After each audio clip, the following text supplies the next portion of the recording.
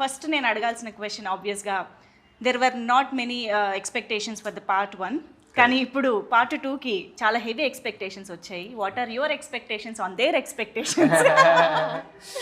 అంటే ఈ టీజర్లోంచి ఈ క్వశ్చన్ నేను దొంగతనం చేయలేదు, దీన్ని తస్కరించుట అంటారు. ఓకేనా? బాగా homework చేసి వచ్చారండి. సో చెప్పాలి, what are your expectations on there? మా సినిమాలో మాకంటే మీరే ఎక్కువ మా సినిమా ఊళ్ళో వాళ్ళు ఉన్నారు. వేరే అంటే ఆనెస్ట్గా అంటే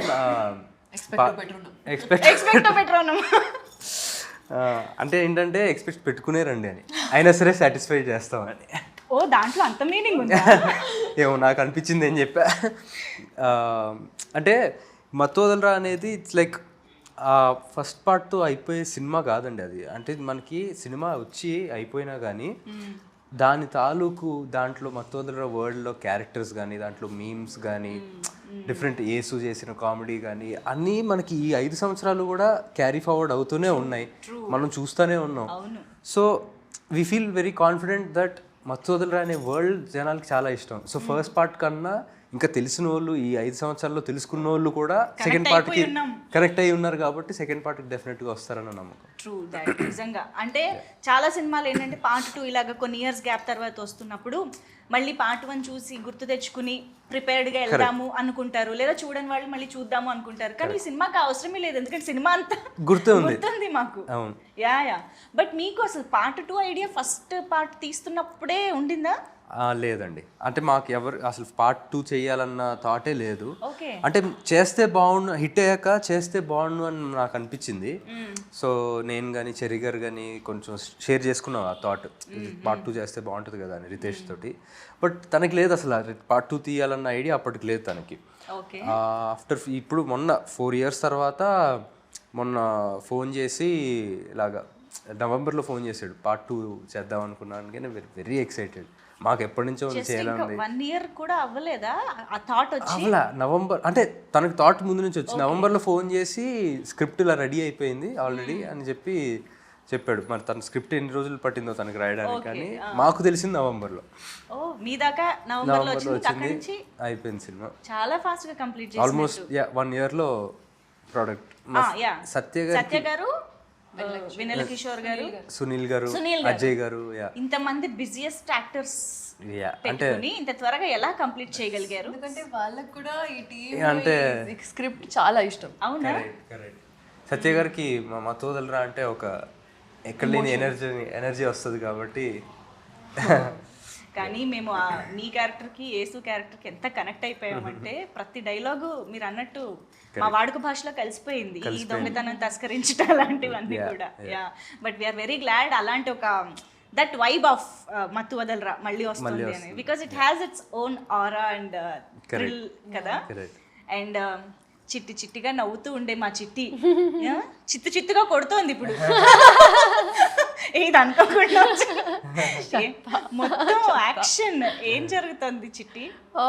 జరుగుతుంది అండి,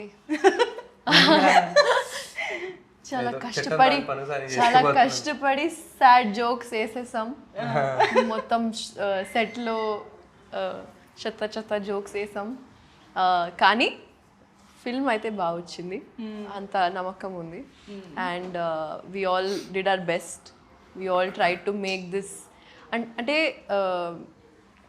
when they say no, when multiple energies are directed towards one aim or one thought, it amplifies inka kada. So I think everyone had this motive to make this the best. Okay, ఒకటే line లో ఒకటే అవును, అందరం same page లో ఉంటాం. But మత్తు వదలరా మీరు చూసే ఉంటారు ఆబ్వియస్గా పార్ట్ 1. yes బట్ ఫస్ట్ ఈ మత్తు వదలరా పార్ట్ 2 చేస్తున్నాము, అందులో మీరు చేయాలి అని అనగానే were you so excited that ఆ పార్ట్ 1 ఎలా ఉందో మీకు తెలుసు కాబట్టి మీ ఎక్స్పెక్టేషన్స్ ఏమున్నాయి? అసలు నాకు ఎలాంటి క్యారెక్టర్తో వస్తారు వీళ్ళు అని? పార్ట్ 2 ఇలా చేస్తున్నామని చెప్పాక అప్పుడు చూసారు పార్ట్ 1. లేదు, మీకు ఎప్పుడు తెలిసింది? నేను అడిగిన ఫస్ట్ క్వశ్చన్ అదే. అవునా? పార్ట్ 1 చూసాను కానీ నరేషన్ తర్వాత చూసాను. సరే పోనీ నరేషన్ తర్వాత పార్ట్ 1 చూసాక మీ క్యారెక్టర్ని మీరు ఇమాజిన్ చేసుకున్న విధానం మారిందా? లేదండి, ఈ క్యారెక్టర్ ఫస్ట్ పార్ట్ లో లేదు. సో మీ క్యారెక్టర్ అని కాదు, you will know how they deal with it కదా. అఫ్ కోర్స్ ఇమీడియట్ గా అర్థమైపోయింది. ఫస్ట్ ఓపెనింగ్ లైన్స్ తోనే అర్థమైపోయింది. అండ్ ఐ థింక్ రితేష్ ఒక చాలా కాన్ఫ్లిక్టింగ్ పర్సనాలిటీ అండి. ఇక్కడ ముఖంలో ఒక ఎక్స్ప్రెషన్ లేకుండా మొత్తం కామెడీ స్క్రిప్ట్ చెప్తున్నారు. సో అలా ఎలా అని నాకు ఫస్ట్ అద్భుతం అనిపించింది. అండ్ నేను మత్తు వదలరా ప్రమోషన్ టైంలోనే షాక్ అయ్యా, ఆయన ఇంత సీరియస్ గా ఉన్నారు అనుకున్నాను. మైక్ ఇవ్వగానే అసలు హీస్ వాస్ క్రాకింగ్ జోక్స్. అంతే. And once he opened up no ఇంకా వర్స్. అవును. So it was immediately I knew that it's something that I want to do. And చూసిన తర్వాత ఇంకా ఇమ్మీడియట్లీ ఎస్ చెప్పేసి yes don't let this go, I need it. Okay, కానీ you never fail to surprises Faria. నిజంగా ప్రతి cinema you just go through your filmography. When we go through your filmography ఒక్కొక్క దాంట్లో ఒక్కొక్క కైండ్ ఆఫ్ అపియరెన్స్ ఉంటుంది, characterization ఉంటుంది. This is so అంటే రేర్గా యాక్ట్రెసెస్కి జరిగే ఒక ఫినామినా అని చెప్పాలి. I'm sure. Yeah thank you అండి. But we're absolutely excited to see you in this film. Getup నుంచి అంతా మారిపోయింది బాడీ లాంగ్వేజ్. యాక్చువల్లీ చాలా close to my actual personality లాగా ఉంది. నేను యూజువల్గా over size T shirts, baggy జీన్స్లో ఉంటాను. సో వాళ్ళు కాస్ట్యూమ్ ట్రయల్స్ చేస్తున్నప్పుడు was like really you want me to wear, నా బట్టలు తీసుకొచ్చాను అని. So I really enjoyed. ఏంటి యాక్షన్ కూడా రియల్ లైఫ్లో ఉందా? ఎస్. అబ్బో అమ్మో. లేదండి, చాలా సాఫ్ట్. మాకు ఆశ్చర్యం లేదు తను యాక్షన్ చేస్తుందంటే కూడా will believe. Yeah action cut అంతే. ఓ ఆ action cut. Okay. Yeah but Ritesh Rana గారి అక్కువకి టైమింగ్ కామెడీది ఏదైతే చాలా పెక్యులర్గా ఉంటుంది, తనకి మాత్రమే సొంతమైన ఒక కామెడీ టైమింగ్ ఉంటుందో అది మీరు చాలా బాగా పట్టుకున్నారని అర్థమైపోయిందండి నిజంగా. సంహౌ దట్స్ వెరీ ఇంపార్టెంట్ యాక్చువల్గా. మీకు అలా అనిపించిందంటే వెరీ హ్యాపీ. బికాజ్ రైటర్ ఎంతైనా రాయొచ్చు, బట్ దాన్ని అర్థం చేసుకోకపోతే మన సింక్లో లేకపోతే అది it's all gone for waste. And Babu and Simha in real like are so different from each other తెలుసా. Simha is one flower boy, cute sweet boy. Babu is like serious all the time. and he gets into it like this and it's so nice to see that తెలుసా. ఆయన బాగుంది child actor. కానీ నాకు trailer teaser చూసిన తర్వాత మాత్రం బాగా క్లియర్గా కనిపించింది. మత్తు వదలరా కంటే కూడా దీంట్లో మీరు ఇంకా చాలా ఈజీగా క్యారెక్టర్లోకి ఆ ఈజ్ అనేది కొంచెం ఇంకా బాగా కనిపించింది. So did you enjoy that much playing this role? Yeah definitely అండి, more then first part. Because I have to say అంటే obviously as an actor for me more experience in years తర్వాత. So that is కూడా ఉంటుంది. And at the same time character first part as a character కూడా first part కన్నా ఈ పార్ట్లో more you know యాక్టివ్గా take part చేస్తూ అండ్ యాక్షన్ కానీ యాక్షన్ సీక్వెన్సెస్ కానీ ఇవన్నీ కూడా ఉంటాయి ఈ క్యారెక్టర్. పెంచారు అన్నిట్లో డోస్ పెంచారు కాబట్టి ఆ డిఫరెన్స్ క్లియర్ కట్ గా తెలుస్తుంది ఫస్ట్. అండ్ మీరు సత్య గారి కాంబినేషన్ ఫస్ట్ పార్ట్ లో ఎంజాయ్ చేసాము, కానీ ఈసారి టీజర్ చూస్తే అర్థమవుతుంది ఇంకా డబుల్ పెంచేశారు. అంటే ఆ కాంబోలో ఉండే ఒక మ్యాజిక్ ని పెంచారని అర్థం అవుతుంది. కానీ మ్యాజిక్ రిపీట్ అవ్వడం అంత ఈజీ కాదు. బట్ ఇక్కడ టీజరే చెప్పేస్తోంది it is going to be repeated అనేసి.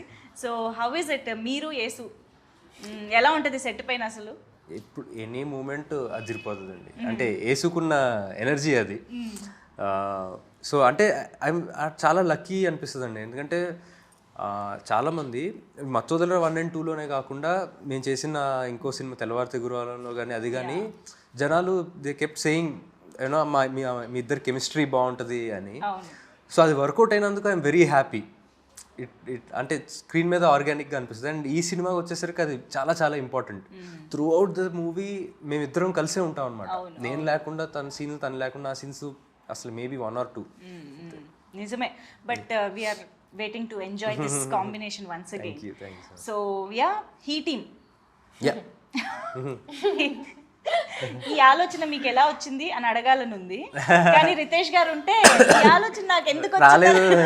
సిగ్గుపడాలంటుందంటే రోజు మంచిగా కూర్చోపెట్టి వీ హ్యావ్ టు ఆస్క్ కదా why what is the need ఈ టీమ్ అంటే మీరు మరోలా అర్థం చేసుకోకండి, ఇది మగాళ్ళకి సంబంధించింది కాదు, it's just high emergency team. అర్థమైంది. Led by she team. Correct. So ఇక్కడ కూడా he team is also led by she team. And ఈ సినిమాలో కూడా ఎక్కడో సేఫ్టీ లేదు. ఫరియా మాకు సీనియర్. ఓ యా ఓకే. మా తను ఈ టీంలో మాకంట హైయర్ ఏజెంట్. ఇంతకీ హీ టీమ్ ఏం చేస్తూ ఉంటుంది, దేని గురించిది? బేసిక్గా అంటే సిచ్యువేషన్స్ లైక్ ఏమైనా మర్డర్స్, హాస్టేజెస్, కిడ్నాప్స్ ఇలాంటి ఎక్స్ట్రీమ్ ఎమర్జెన్సీ ఉన్న సిచ్యువేషన్స్ డీల్ చేస్తాం. ఫస్ట్ పార్ట్లో వచ్చిన ఎక్స్పీరియన్స్తో మీరు ఏకంగా ఒక ఆర్గనైజేషనే పెట్టేసుకున్నారు అన్నమాట.